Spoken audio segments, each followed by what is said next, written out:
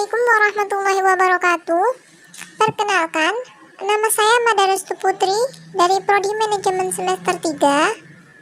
Dan pada kesempatan kali ini, saya akan menjelaskan materi mengenai perseroan terbatas atau yang biasanya disebut dengan PT. Menurut pasal 1 angka 1 UU PT, perseroan terbatas yang selanjutnya disebut perseroan adalah badan hukum yang merupakan persekutuan modal, didirikan berdasarkan perjanjian, melakukan kegiatan usaha dengan modal dasar yang seluruhnya terbagi dalam saham, dan memenuhi persyaratan yang telah ditetapkan dalam undang-undang serta peraturan pelaksanaannya. PT terdiri dari dua kata, yaitu perseroan dan terbatas. Perseroan di sini terdiri dari sero-sero atau saham-saham yang bermakna bahwa lembaga usaha yang diselenggarakan itu tidak seorang diri, tetapi terdiri dari beberapa orang yang bergabung dalam satu badan.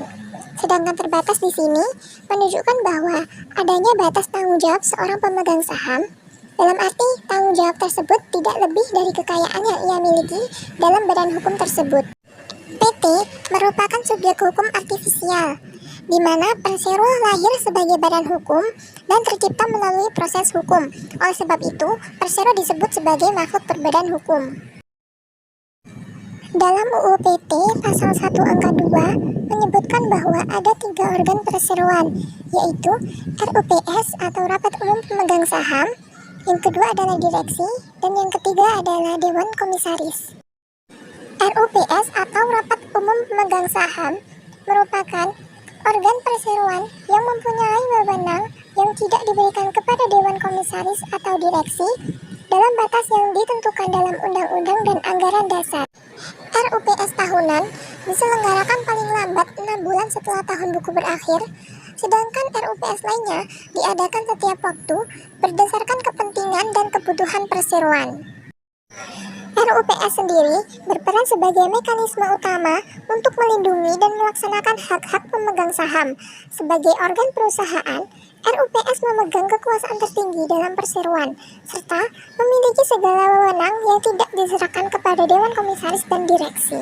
Selanjutnya adalah direksi atau direktur, yaitu organ perseroan yang berwenang dan bertanggung jawab penuh atas pengurusan dan kepentingan perseroan sesuai dengan maksud dan tujuan perseroan, serta mewakili perseroan baik di dalam maupun di luar pengadilan sesuai dengan ketentuan anggaran dasar. Direksi juga bertugas dan bertanggung jawab untuk menyelenggarakan rapat umum pemegang saham atau RUPS.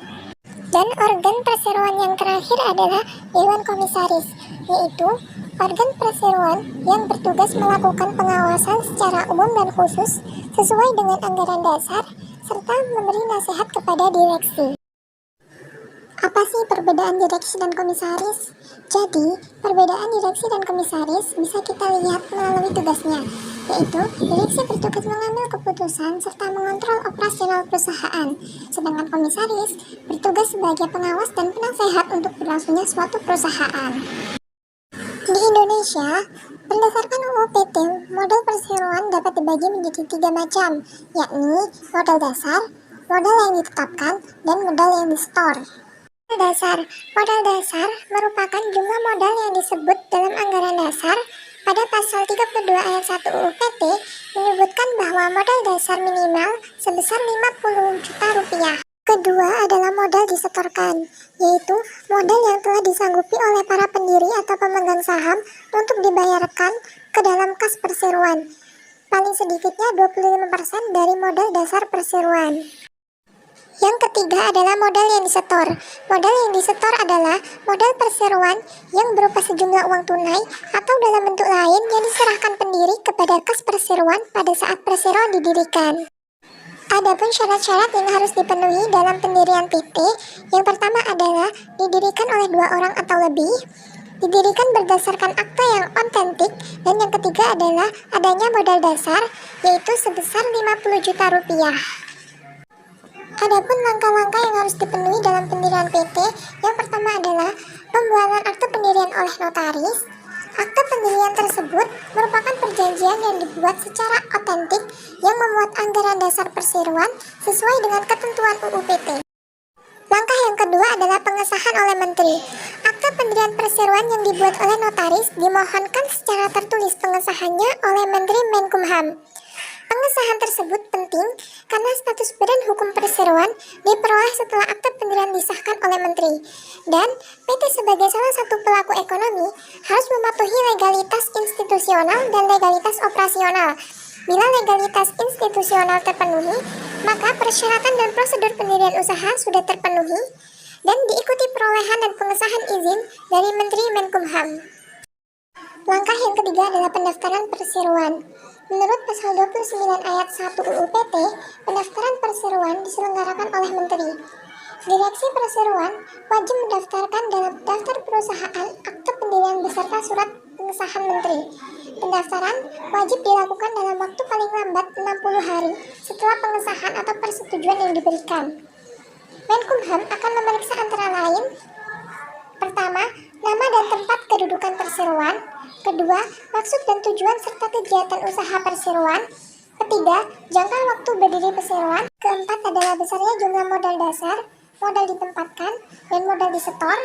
Yang kelima, jumlah saham, klasifikasi saham apabila ada beserta jumlah saham tiap klasifikasinya, hak-hak yang melekat pada setiap saham, dan nilai nominal setiap saham. Yang keenam, nama jabatan dan jumlah anggota direksi dan dewan komisaris. Yang ketujuh adalah penetapan tempat dan tata cara penyelenggaraan RUPS. 8 adalah tata cara pengangkatan, penggantian, pemberitahuan anggota direksi dan dewan komisaris. Dan yang ke-9 adalah tata cara penggunaan laba dan pembagian dividen. Apabila permohonan tersebut dikabulkan, Menteri Hukum dan HAM memberikan pengesahan pendirian PT, maka PT tersebut sudah memiliki status sebagai badan hukum. Dan langkah keempat adalah pengumuman dalam tambahan berita negara. Menurut pasal 30 UU PT, perseroan yang telah didaftarkan akan diumumkan dalam tambahan berita negara. Pengumuman dilakukan oleh Menteri dalam waktu paling lambat 14 hari sejak tanggal diterbitkannya keputusan Menteri. Setelah pengumuman ini, maka legalisasi institusi telah terpenuhi dan PT telah resmi berdiri sebagai badan hukum. Sekian materi dari saya, kurang dan lebihnya saya mohon maaf.